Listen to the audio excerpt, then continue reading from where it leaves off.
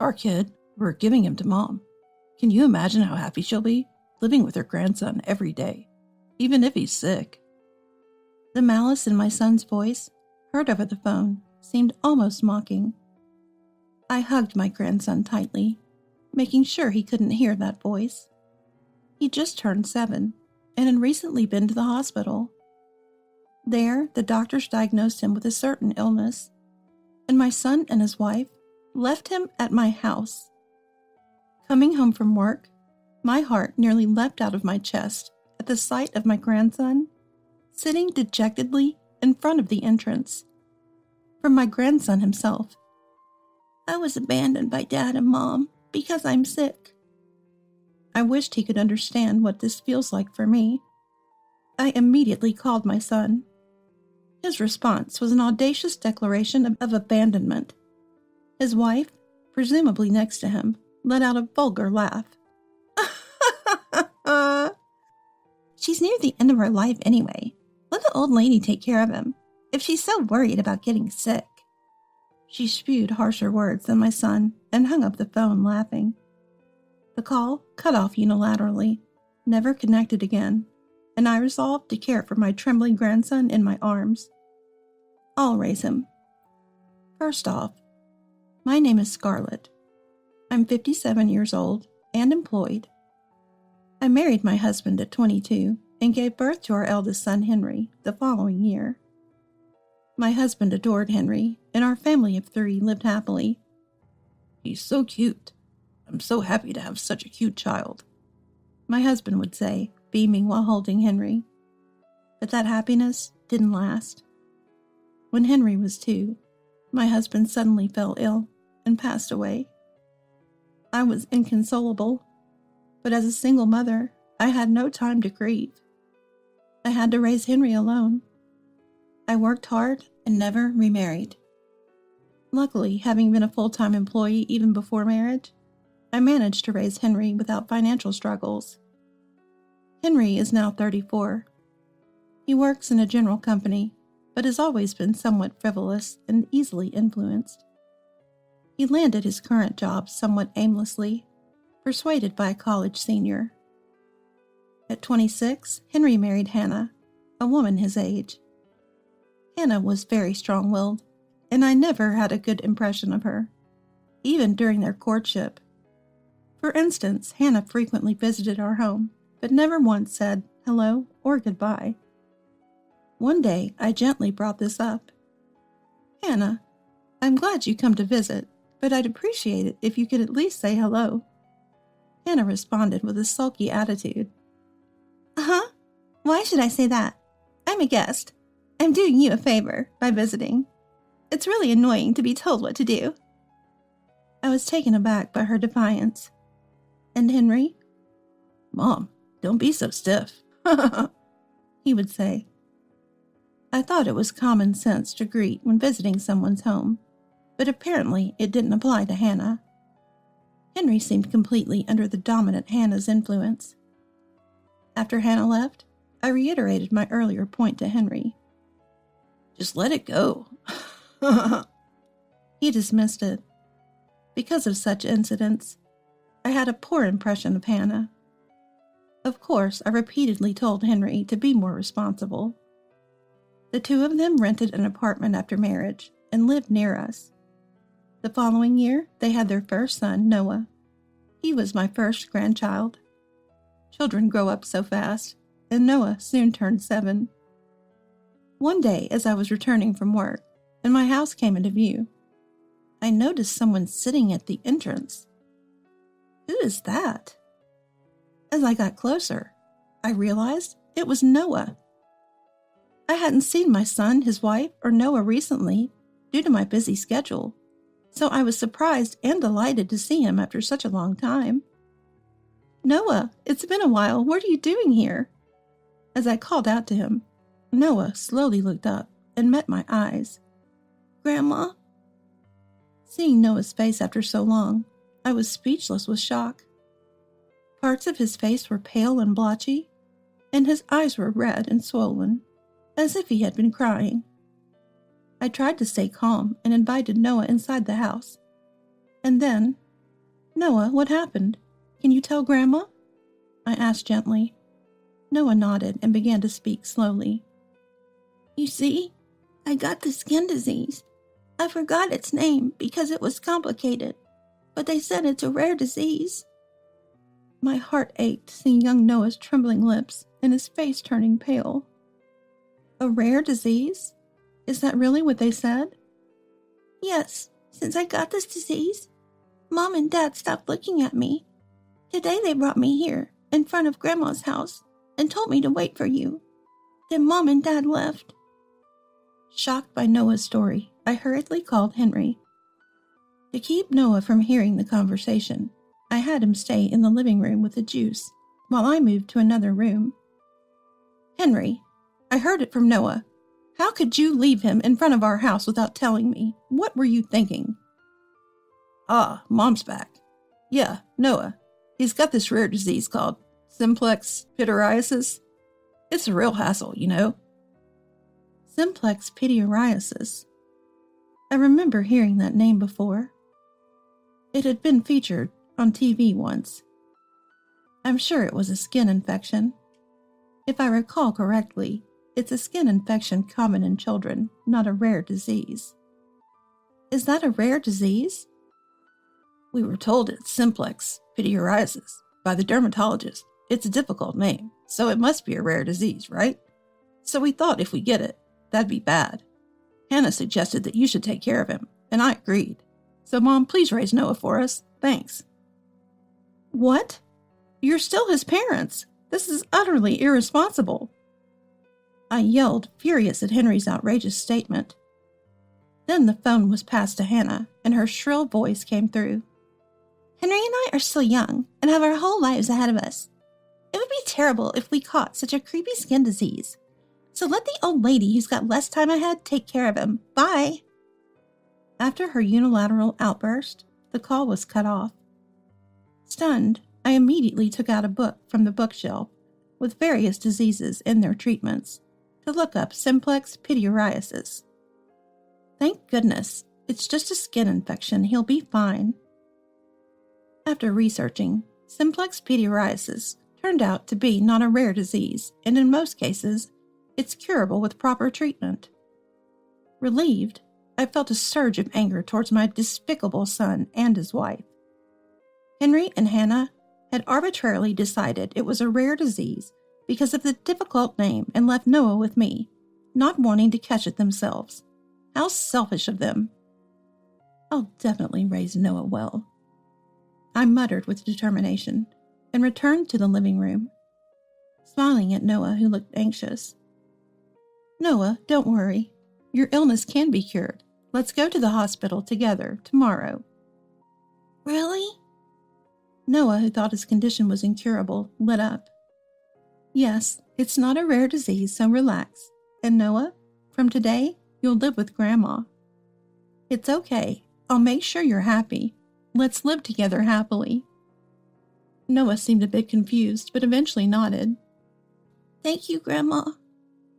He showed me a smile. Years passed, and it's been 9 years since then. I turned 66, and Noah is now 16. During these 9 years, there was no contact with my son and his wife.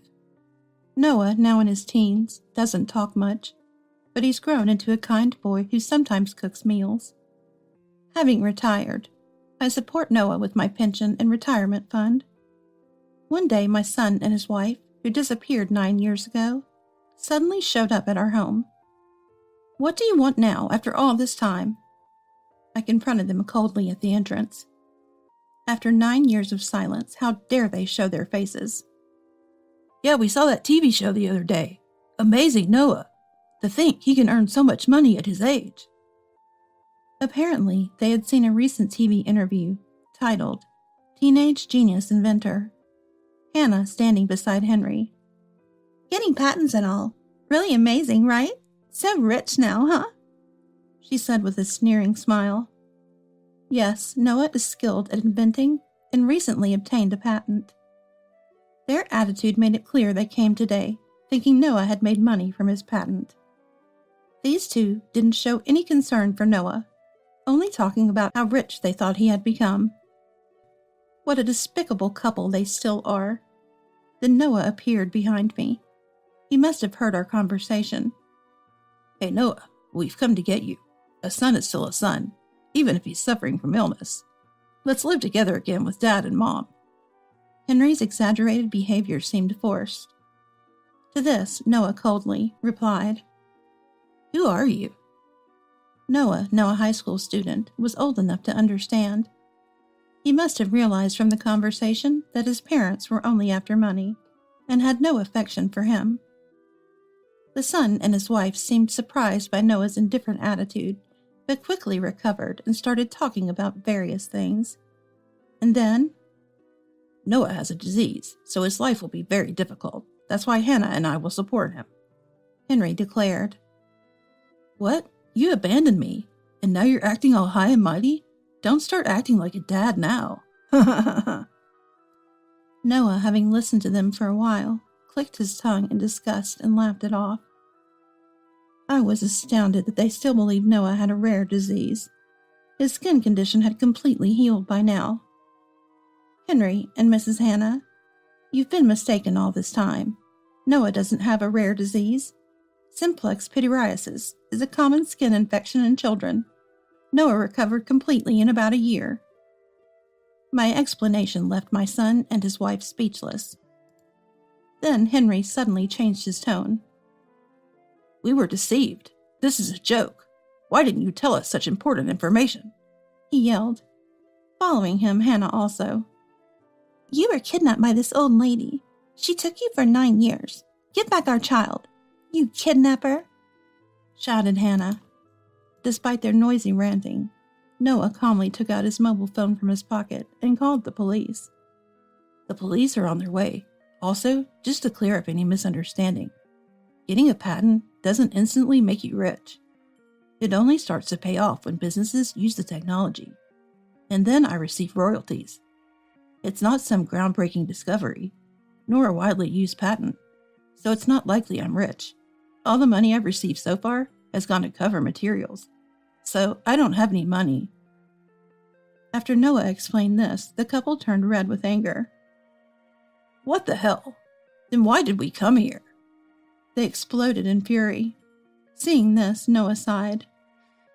I don't know. You came on your own, and now you're angry for no reason. Just go home. Noah laughed, to which Henry exclaimed, Don't be so insolent.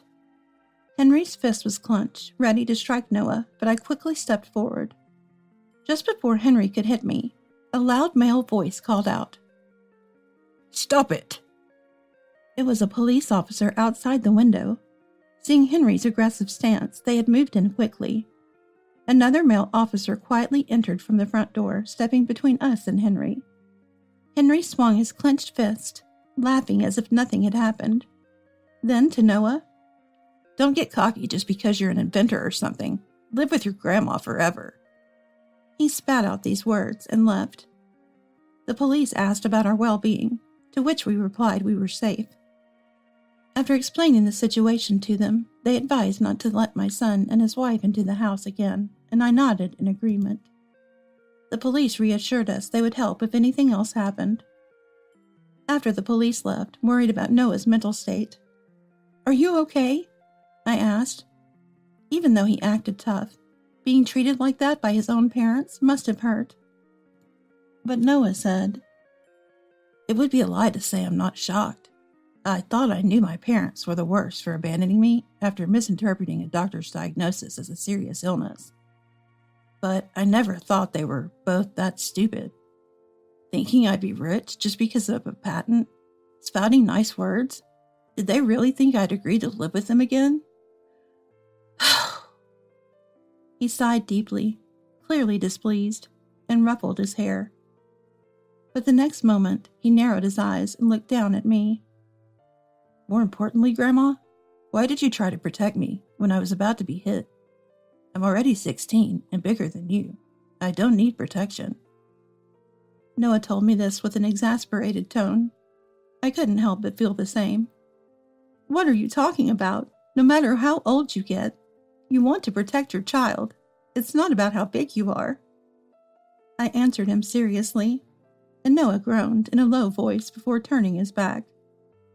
I'd hate it more if you got hurt, he said awkwardly and went back to his room.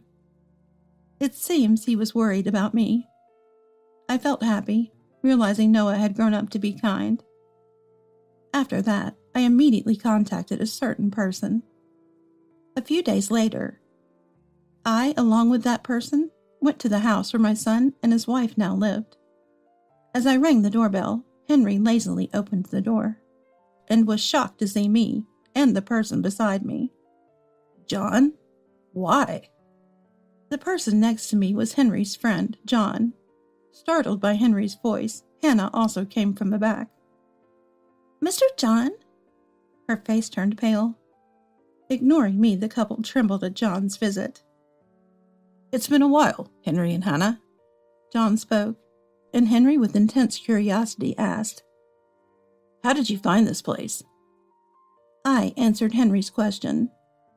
When you came to our house the other day, you were bragging to Noah that you now live in a house in Portland. I didn't miss that. What? But how did you know exactly where we live? We didn't mention the specific address, Henry said in a panic. Right. That's why I hired a private detective to locate your address. Private detective? That's unfair. It's no different from stalking. Then you were easily found. That's why I contacted John, and the two of us came to see you today. It's cowardly to use a public trust. It's no different from a stalker. Henry screamed, but John glared at him. I have no sympathy for scammers. More importantly, Henry, Hannah, I want my money back. John's firm voice filled the room. At his words, the couple shuddered in surprise. Yes, John, a friend of Henry, had lent them money. I learned about this fact after my son and his wife had disappeared. John came to my house, saying he had lent them money, but couldn't contact them anymore. He thought they might have returned to their parents' house because they were struggling, so he came to ask. He had asked me to contact him if I found out where they were. You two, John said you borrowed $5,000 from him, saying Noah had a serious illness and you were in dire need of money. You exploited his sympathy.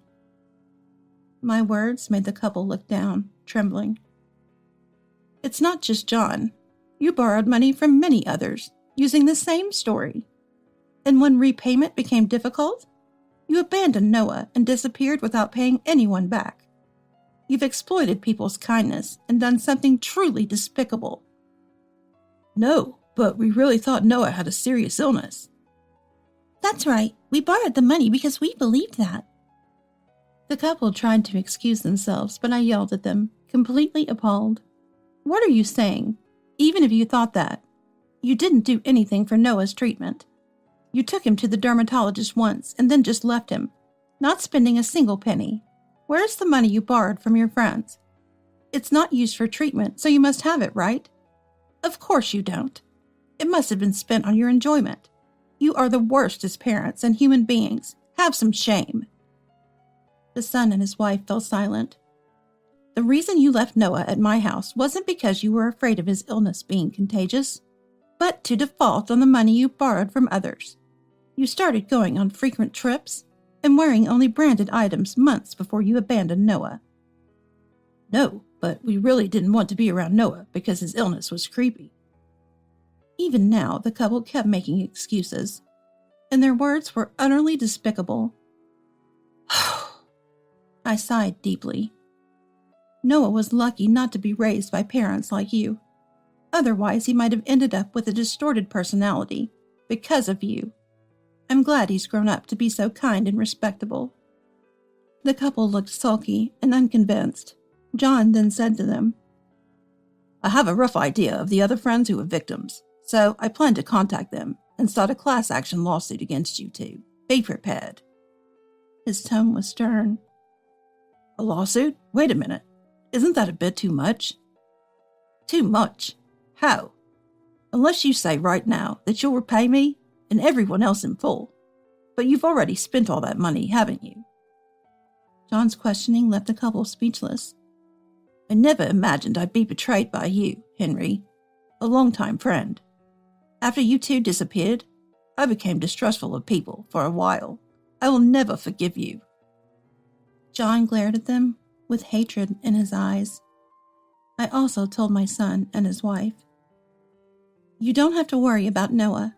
He's a high school student now, capable of thinking for himself, so please don't contact him." And with that, I cut ties with him. Months later, despite being threatened, Henry and his wife still hadn't repaid the money. The couple faced a class action lawsuit from people they had borrowed money from. The amount each person loaned was less than $10,000, but it totaled a significant sum, leaving them unable to repay the debt. They had to sell the house they bought just a few years ago. Most of the proceeds went to the mortgage, and the little left was used to pay the compensation. I couldn't believe they had to sell their residence, their most valuable asset. But they had planned to come to my house, so they decided to sell it. I found out about this after the lawsuit had been going on for a while. Henry called me in a rage. "Mom, hey, our house is gone. What's going on?" "I sold it. Just like the for sale sign says. You can see that, right?" I had decided to sell the house and land even before they faced the lawsuit.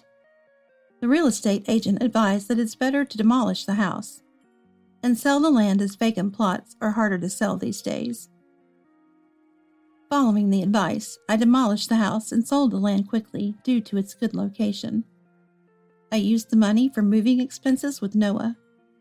Noah was attending a high school quite far from our old home, and the commute was long, so we moved closer to his school. After explaining this, Henry started shouting, "What?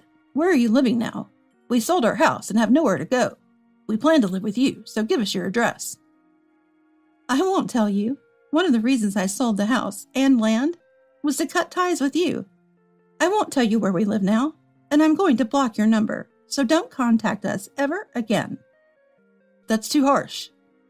Behind a stunned Henry, I could hear Hannah's voice filled with despair. "The ones who are harsh are you two. It seems like you haven't reflected at all. But you should take some time to think about your actions and reflect. That's all I can say as a parent. Goodbye."